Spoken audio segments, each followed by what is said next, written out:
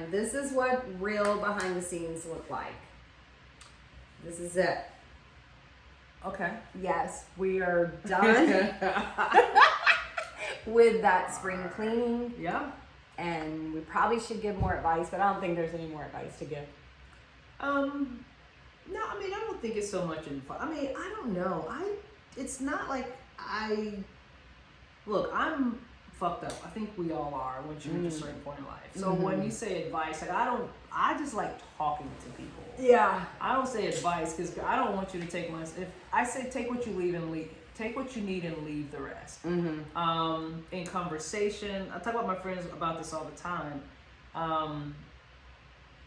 It's not so much advice to me as it is I want to have, I know this is a one-way form, but hopefully what we're doing is allowing you to think for yourself, to engage in a different way, and to remove the programming that we've all been programmed to do since day one. Like, I think I like, what's the word? Don't take my advice because it may be shitty, and if it doesn't work, I don't want you to say, oh, sure, take your advice and it didn't work. That's not what I want you to say. Oh, you say, I heard what Sharita said, and you know what? I went out and I tried this, and it worked or it didn't. But like, I don't even advise my kids. Is that bad? I'm going to take the fifth on that. Yeah, like, for instance. No, I know exactly what you're saying. Yeah. I had a really in-depth conversation with Carolina when she turned 21 to say it's not about really me giving you advice anymore. Now I'm a consult. I'm here to consult. You tell me and then guide me of how you would like me to respond. Like, do you need support? Do you need me to say, you got it, girl? Do you need just to unload this? Are you looking for me to pro and con with you? Yep. So yes, once they get to a certain age, I'm not about giving you advice anymore. I can just tell you what I know. Correct. I can tell you what I saw around the corner, but you may see something differently. So let's pro and con this from your point of view, or what your needs and wants are, not what mine are. So exactly. I get that. Yeah. And so when we're talking now when we're talking about spring cleaning, like, I love to hear what other people are doing too, because what we say is what we've seen and what we've experienced and what may have worked for us and what may not have worked for us. But I would love to start creating and generating dialogue where people are willing to pitch in and share what spring cleaning is to them, or what they learn, even so I can learn on all of these podcasts. All these we podcasts. want to learn too, guys. Yeah, because we're ebbing and flowing and we're shifting. Oh, right. So I need to spring clean. Oh my God, like my diet. I know that. I mean, it's not bad, but it's time. Like, I know that. And it was like, oh, I need to kind of like, I like to pick and choose and read some other things because I need a direction for myself. yeah. Like, I know that. I know it's time. I'm not a young whippersnapper anymore. It's like, My diet's changed. But my diet's changed a lot. My diet's changed because, so I have an overgrowth of candida, right? And for years, for many, many years, and I went to the doctor and I went to the dentist and I would ask them, and they're like, oh yeah, you're okay, it's normal. But it sucks you of your energy. It robs you of energy because your body, it sucks the minerals. yeah. And so the diet that I had, which was very alkaline, it was very much rooted in vegetables and salads and salmon and things, and I still love that.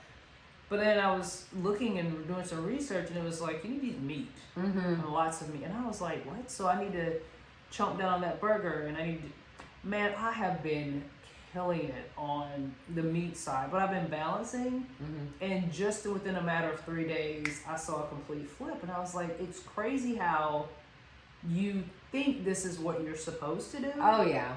But your body may not respond to that thing the way, I don't know, 95% of the bodies might. Yeah, it's very interesting. You're talking about changing your Well, diet. that and I love this new thing called Sober Curiosity. That's like my new favorite thing. I love it. It's like sober curiosity. It's not saying you have an alcohol problem or program, but just, be curious enough to see how different you may feel taking it out for like a month.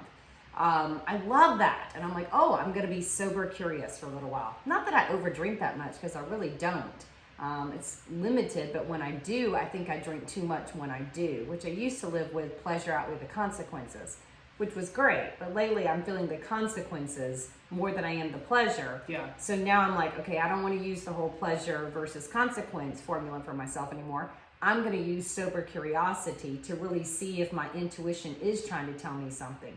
Because it is hard to break systems or habits that have been working. They have been successful. They haven't ever not been successful. And then all of a sudden, some of the things that you were doing are not reflecting success anymore. And it's like, well, that's weird. Yeah. I was always doing it this way and it always worked out. How all of a sudden the same formula, the same way I'm doing it doesn't feel as successful.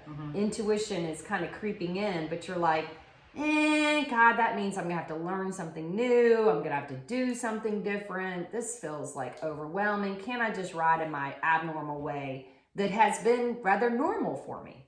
Yeah. So I like the whole sober curiosity thing because it's given me an opportunity to be like, okay, it never bothered me before, but maybe it is bothering me now. Oh, absolutely. Right? Absolutely. And I kind of have that in a lot of things in my life right now. Well, I mean, you only know that too if you do the spring cleaning we talk about. Like that's just, it's just a time of reflection and figuring out what works for you. And let me tell you, sometimes we can do a complete change spiritually. We can do a complete change emotionally. We can do a complete change financially within a matter of a couple of weeks or a couple of months. Yeah. So doing that cleaning, and when those things change, guess what? Your needs change, your wants change, your desires change.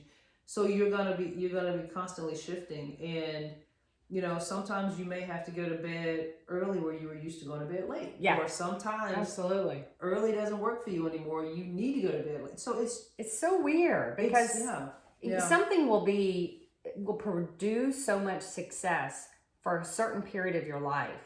So you don't reflect on it. Yeah, absolutely. Why would I? I'm not reflecting on something that always seemed to provide success and or it didn't bother me. Maybe not success, it didn't bother me. Yeah. Like I was, you can make something up. Like, well, I could always sleep off of 6 hours. It never bothered me. I was a 6-hour person. And then just all of a sudden you just start waking up and you're like, God, I feel tired all the time. How could I be 40 something years old and now I have to have 8 hours? I thought it was supposed to be the other way. Yeah. So, some of this is kind of weird because it's not that it was a negative thing. It was something that never drew attention, or it was something that provided a lot of success, and it's not anymore. Yeah, and I think that's where it's important for us to be really in tune with ourselves, with paying attention, our energy, with our bodies, with our mind, with our spirituality. And that's why I go back to say, you come first, because when you feel those shifts, if you're in tune with yourself, when you feel those shifts, you know it and you act on it in that moment. Yeah. Because I always say, and I always teach my sons this, and I believe this: the window of opportunity is ever closing, not opening. So as soon as that window of opportunity to change or do something different opens, you might want to jump on it because that thing is closing consistently until it's gone.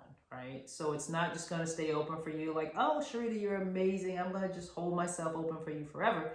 That doesn't happen because time doesn't stand still for anybody or anything. So that's why I always say, if you know yourself well, you'll know when those shifts need to happen when you're going and doing the spring cleaning. So and know that it's a time. You may not know. Here's the other thing I've learned. You just got to try things out. Because when the shift happens, you are so unprepared sometimes to know what the right answer is because you've been doing a system the same way for so long. Facts. That you're like, okay, I know something needs to change, but I don't know how because I've been doing something this way for so long. Yeah. I have faced that time and time again. I was just recently talking about, I've done yoga the same practice for 30 something years.